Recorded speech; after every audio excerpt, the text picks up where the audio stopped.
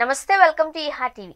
మనిషి మనుగడకు ఈ ప్రకృతి, ఇందులోని తోటి ప్రాణులు ఎంతో సహకరిస్తూ సహాయపడుతూ ఉంటే, మనిషి చేస్తున్న పనులు మాత్రం అటు ప్రకృతిని నాశనం చేస్తూ తోటి ప్రాణుల మనుగడను ప్రశ్నార్థకం చేస్తున్నాయి.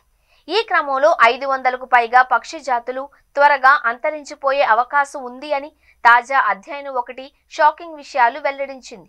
వాతావరణ మార్పుల దుష్ప్రభావాలు పక్షులపై పడ్డాయి అని, ఫలితంగా అన్నెంపున్నో ఎరుగని పక్షుల మనుగడకు పరోక్షంగా మానవుడు చేజేతులా చంపేస్తున్నాడు అన్న వాస్తవాలు తాజాగా వెలుగు చూశాయి.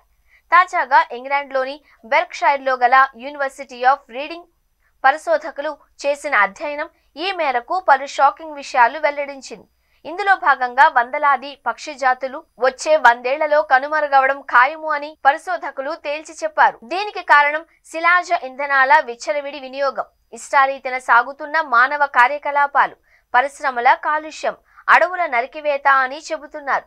ఈ కారణాల వల్ల భూగోళం మండిపోతూ పక్షి జాతుల మనుగడకు మంట పెడుతోంది.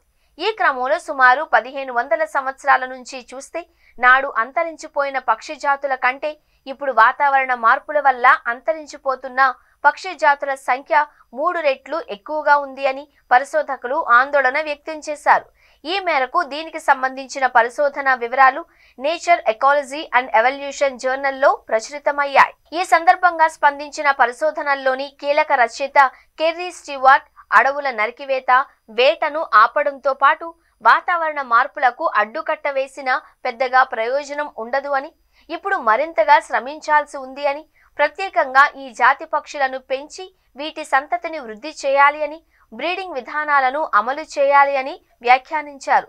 ఇదే సమయంలో అరుదైన అంతర్ధానమవుతున్న పక్షి జాతుల సంరక్షణ ఇప్పుడు తక్షణ అవసరమని స్టీవర్ట్ అన్నారు. ఈ సందర్భంగా అడవి బాగుండాలి అంటే పక్షులు ఉండాలి అని, పక్షులు అడవికి ఎంతో మేలు చేస్తాయని, వందల వేల ఎకరాల చెట్ల పళ్లను తిని గింజలను విస్తారంగా పడేస్తాయని, తద్వారా అడవి అంతా అన్ని రకాల మొక్కలు పుట్టుకొస్తాయి అని తెలిపారు.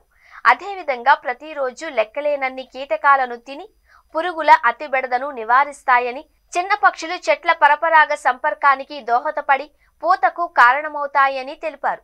ఇదే సమయంలో అడవిలో ఆహార చక్రం సవ్యంగా ముందుకు సాగాలి అన్నా పక్షులు ఉండాల్సిందేనని, అవి లేని నష్టాన్ని పోర్చడం అసాధ్యము అని పరిశోధనలో మరో సీనియర్ రచయిత్రి మాన్యులా గోంజాల్వెజ్ సారేజ్ చెప్పారు.